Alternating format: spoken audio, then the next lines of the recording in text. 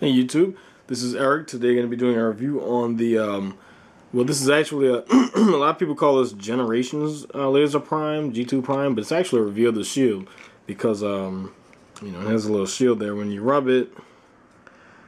And, you know what, I'm just getting inside from being outside and it's really cold, even in New Orleans. So, apparently I don't have body heat. But anyway, he's an Autobot. We all know that. This is a G2 Prime. Got him this weekend that just passed. As far as the figure itself, well, I'm going to reserve on talking about it for right now. Just show some size comparisons. I don't have the original Laser Prime. I do have Scourge from RID. And as you can see, the size difference is really noticeable. I mean, I had no idea Scourge was this big. You know, and I've had the toy for a long time. He just absolutely dwarfs the Generations version. And you can see there's some differences. This is a really flat, squarish kind of cab, where everything is more rounded. And just gonna move him. So he's a lot smaller than the toy he's based on. And just as another comparison, here he is next to the Drift, and still he looks really small.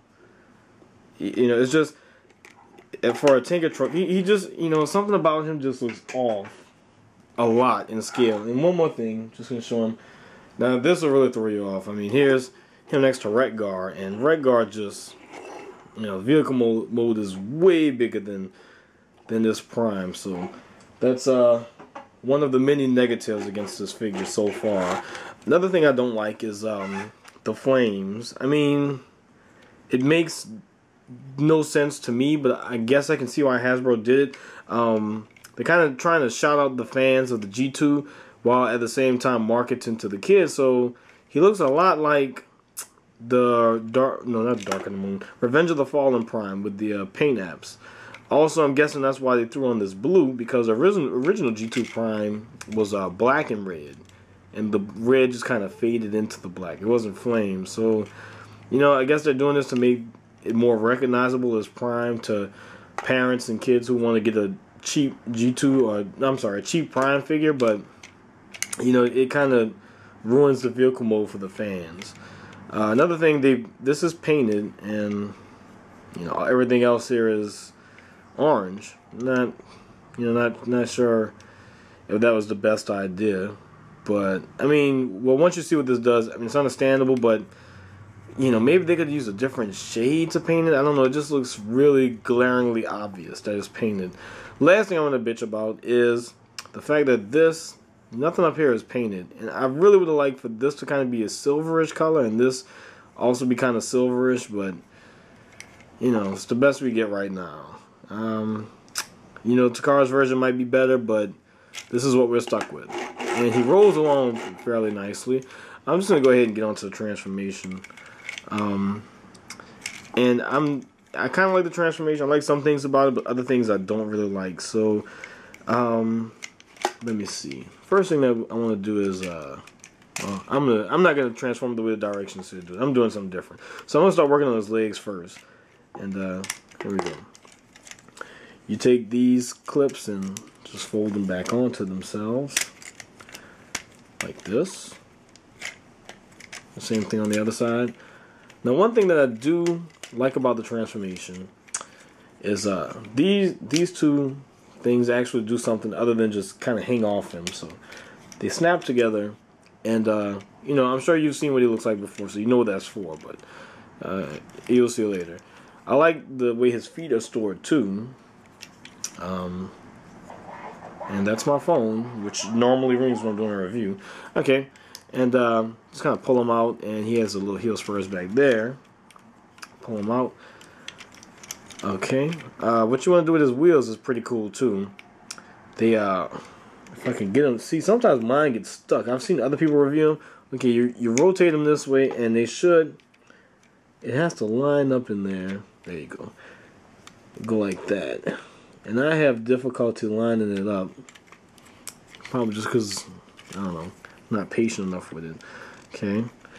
And same thing here. And if I could just get this one, There we go. Sometimes it gets stuck. Mine tend to get stuck. Anyway, those are his legs. As for the arms, what I like to do is I just pull that apart and kind of snatch his arms out of there, and you know, kind of seeing what he's gonna look like. Now for his head, I like the way his head is revealed. You know, in the original, you just kind of pulled the head out from right there and everything, and this hung out, and he had a fake chest right there. Well, actually, this does become the chest, and that's what I really do like about this figure. But before we do that, we're gonna close these two in on each other. And when you do that, oh wait, no, you don't do that yet. You get his head out first. So you kind of got to go in here, go right there and push, and this part will come out. Flip it around, push it down. Now after you do that, then you can collapse the windows on each other. And of course you won't be able to see it on my camera. Maybe? I don't know. There's a fake matrix. You can see it right there. See how the matrix is? And then you can see it through here. So I think that was a pretty cool touch. Bring that up and push it down, and that's basically him. Kind of just straighten out his arms, and his arms go this way.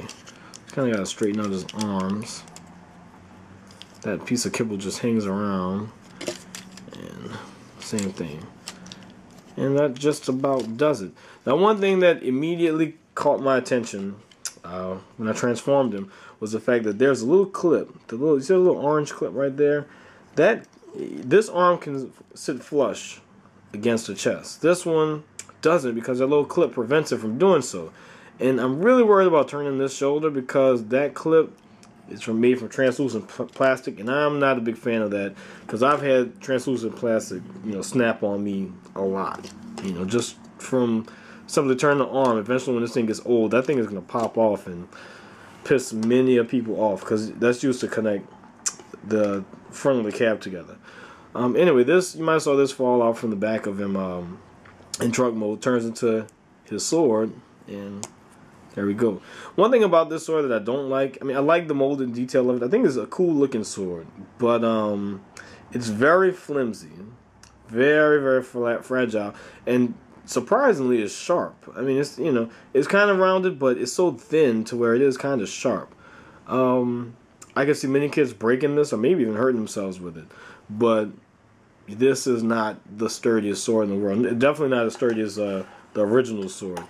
He can hold his sword in his hands, of course. And, yeah, there we go. His face also looks a lot like Revenge of the Fallen Prime's face. And I think they did that on purpose, too. Hasbro did that on purpose. Again, you know, and you're not getting a sense of how small he is, because he's really not big, especially for a Prime figure. He does have a lot of articulation. I mean, he can get all kind of poses. Even his wrist, he has this little swivel joint, which you can see, and it's on a ball joint too, so it can move all over the place. Same thing with this. He has two joints. If you can see it, see, you can move his feet up and back like this, plus it's on a ball joint. I mean, any pose you can think of, he'll probably get it, you know. And his head's on a ball joint too. The only problem is that, you know, his shoulders kinda, especially this one with that clip back there, kind of limits his shoulder articulation. So what I'm going to do is, real quick, I'm going to transform Nemesis Prime with Scourge, so you can see a size comparison of the two.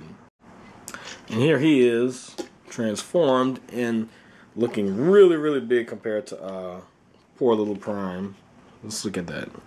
That is a pretty major size difference. I mean, you know, I really wish they'd have made him a Voyager instead of a Deluxe. Especially when he, you know, this is just so much bigger and better, I think. The colors do work a little bit better in robot mode as opposed to the vehicle mode, because you can't really see, you know, how the black and blue kind of don't go together. I mean, they kind of do now. And it is a fairly good representation of G2 Prime. Let me get this down. Of G2 Prime, you know, in Classics form, but it had so much potential. I think it could have been so much better if the colors worked a little bit more in vehicle mode, and the fact that he's so small And also, one thing I want to touch on is that the plastic of this figure feels very, very cheap, to say the least. It feels very cheap. It doesn't feel solid. You know, the figure kind of feels solid, but the plastic, you know, I get the feeling, you know, a kid would break this in a heartbeat. And a lot of thin pieces, you know, like this feels thin back here. These little tabs, his sword. A lot of pieces I can see getting snapped off real easy. And I guess one of the last things I'm going to show you about this guy is that this back piece right here can be used to store his sword like that, you know, in case you want to do something else with his hands. Just for one more size comparison, I'm going to get Starscream out. And he actually doesn't look too small next to Starscream, but considering that Starscream himself isn't all that big as a deluxe, you know, he leaves a lot to be desired. Robot mode isn't too bad, you know. I can't really say I'd recommend him unless you're a diehard G2 fan like I am. I really like G2 a lot, and I got him just to sit in with my G2 collection, you know. So that's the reason why I got him. I'm hoping for a Scourge repaint, which doesn't look like it'll be happening because they have on his instructions, which I can't find, they show a different head sculpt, and it doesn't look anything like a Scourge or anything like that. So hoping that maybe they're experimenting with Scourge and at least give him a good color scheme if it is Scourge, but you know, I don't think we'll see Scourge anytime soon. Eventually, yes, but you know, keep my fingers crossed that maybe it's Toxitron, maybe, I don't know. But he is getting repainted. We just don't know into who. So anyway, that's it for this review. I'm going to stop rambling now and, you know, let you decide if you want him. I mean, if you're a G2 fan, get him. You know, if you keep him in bot mode, of course. And, yeah, you know, otherwise, just skip him. You know, wait for the repaint. See what it looks like. Also, one other thing I want to say is that there is a third-party manufacturer making a trailer for him. Saw some pictures of that a couple of weeks ago, and the trailer actually does turn into armor for him as well. So you might want to get him just, you know, hoping that the third party does something good with him. But other than that, you know, it's up to you. Can't really recommend him though. So that's it. Peace, you guys.